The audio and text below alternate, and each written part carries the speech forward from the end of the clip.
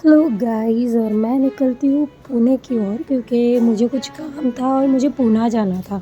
और आपको मैं बताती हूँ कि मैं दादर स्टेशन पे थी और दादर स्टेशन पे इतनी गर्दी थी ना, क्योंकि ना उस दिन है ना बाबा साहेब अम्बेडकर जी की जयंती या कुछ तो था। तो है ना बहुत सारे है ना उनके कास्ट वाले, उनके कम्युनिटी के लोग है ना खड़े थे।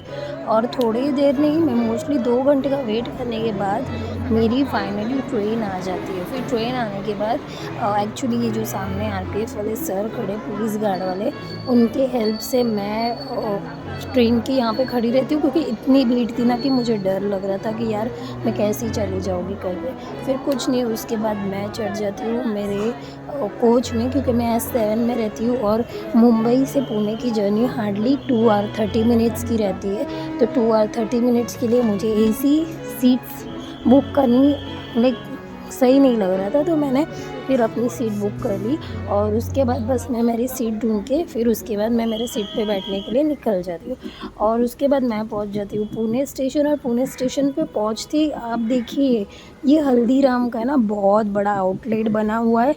और ये सेम है ना, एक बोलते हैं ना कि जैसे हम रेलवे स्टेशन जा रहे हैं, वैसे ही ये हल्दीराम का आउटलेट था। और यहाँ पे इनके पास है ना टेस्टी बेस्ट वैरायटी वाली फूड्स थे। और आपको मैं बताती हूँ कि इतना फ्रेश था ना इनका फूड कि लाइक डेफिनेटली आप जब जाओगे टेस्ट करोगे तो आपको पता ही चल जाएगा। और इन्होंने ना एक्चुअली अंदर बैठने के लिए ना पर्टिकुलर छोटे छोटे कैबिन्स भी बनाए हुए हैं। और आपको मैं बताती हूँ कि इनकी स्वीट्स की वैरायटी, स्वीट्स की लेवल एक्सीलेंट थी।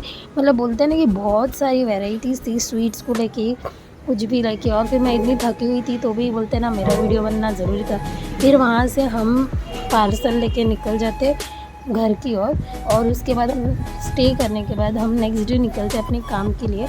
और उसके बाद मैं पहुँचती हूँ ये नाथ ब्रह्मा इडली वालों के पास। तो यहाँ पे ना इनके पास कॉइन साइज़ की ना छोटी छोटी इडलियाँ, सांभर, वड़ा, मतलब बहुत सारी वेराइटीज़ थी। मेंदू वड़ा, लेमन टी, कॉफ़ी और घी वाली इडली। तो ऐसे ही करते करते मैंने एक इडली वड़ा सांभर ऑर्डर किया।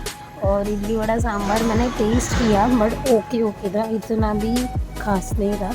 तो फिर उसके बाद मैंने टेस्ट किया ये कॉइन इडली गार्निश बहुत अच्छे से करके ही लाए थे। तो उसके वजह से फिर वो बोलते हैं ना कि खाने में बहुत टेस्टी था। एंड इनफैक्ट उनका टेस्ट इतना सही था ना कि घी डाला हुआ था ऊपर। तो मैंने टेस्ट किया, फिर that is average, not good not bad, between था। तो उसके बाद फिर मैंने ये यूज़ किया, फिर खाया। फिर उसके बाद हम निकल गए पेट्रोल पम्प की ओर, क्योंकि हमारे गाड़ी का फ्यूल हो गया था डाउन। और मुझे दिख गए प्यारे से हेलमेट दिखने के बाद हमने फ्यूल अप कराया। फिर उसके बाद हम निकलते हमारे नेक्स्ट स्टॉप के लिए, क्योंकि मुझे देनी थी मेरे भाई को स्वीट्स। और स्वीट्स देने के लिए हम चले गए थे बानेर की साइड में। तो आपको मैं बताती हूँ कि धूप थी बट फिर भी है ना इतना सारा ठंडी लग रहा था कि मैंने तो फुल स्लीव्स की टॉप पहनी हुई थी। और उसके बाद हम है ना हर एरिया को देखते हुए एंजॉय करते करते फिर हम निकल जाते आगे की ओर। और उसके बाद हम बैठ जाते थोड़ी देर रिक्शा में, क्योंकि हमको ऑटो से जाना होता है किसी प्लेस पे। तो फाइनली फिर हम सोचते चलो ऑटो से ही चले जाते, क्योंकि आपको तो पता ही रहेगा कि कुछ लोकेशन पे जाने के लिए हमको ऑटो की भी ज़रूरत पड़ती है। तो बस मैंने फिर किया था ऑटो, और फिर बोलते ना स्कूटी की जर्नी, ऑटो की जर्नी, ऐसे करते करते हम दोनों निकल गए आगे की ओर। फिर उसके बाद आपको मैं बताती हूँ कि बोलते हैं ना कि कुछ मट्टी उड़ रही थी इतनी सारी कि मुझे वीडियो लेने को हो रहा ही नहीं था। तो उसके बाद मैं निकल जाती हूँ मेरे आगे के स्टॉप के लिए, क्योंकि एक चीज़ है कि अगर आपको कहीं से कहीं जाना हो तो ज़रूरी नहीं हमेशा अपने पास अपनी गाड़ी रहनी चाहिए। तो बस हमारे पास थी हमारी स्कूटी और हमारी ऑटो, जैसे ओला बुक करते वैसे। तो बस हम फिर ऑटो में पहुंच जाते हैं एनएम और सिटी में। एक्चुअली मुझे जाना था किसी को पार्सल देने के लिए। तो बस मैं भैया के घर पहुंचती और उनकी विंडो से ये व्यू देख के वाह यार, बहुत मज़ा आ जाता है। फिर एनामोर सिटी से हम बाहर निकलते हैं और एनामोर सिटी से बाहर निकलने के बाद हम पहुंच जाते हैं बाहर रोड की ओर, क्योंकि हमको जाना होता है तीसरे डेस्टिनेशन पे, जो मैं आपको स्लॉट वीडियो में बता ही दूँगी क्या है क्या नहीं। और उसके बाद हम पार्किंग स्लॉट से बाहर होते हुए निकल जाते हैं अपने नेक्स्ट लोकेशन पे।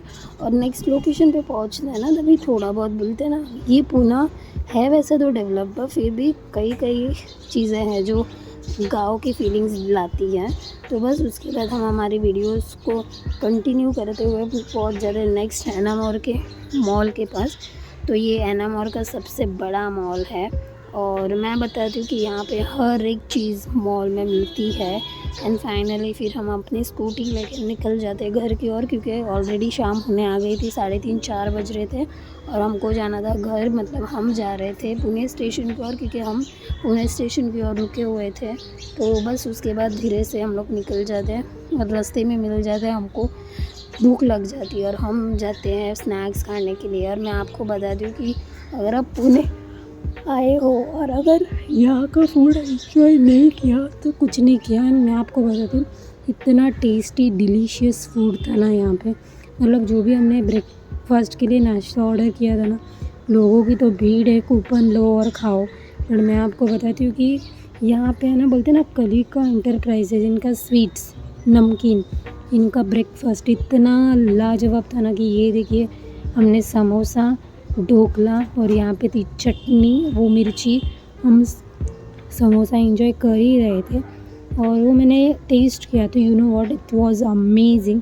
You can say food infection होने के बिल्कुल चांसेस नहीं है। और मैं तो उंगलियां चाट के खा रही थी, बहुत मज़े आ रहे थे।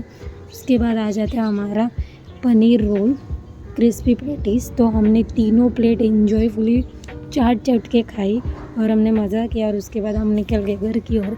तो मैं मिलती हूँ आपको नेक्स्ट जर्नी के लिए, तब तक के लिए बाय। और अगर आपको मेरा ये वीडियो पसंद है तो लाइक सब्सक्राइब ज़रूर कीजिए। तब तक के लिए बाय।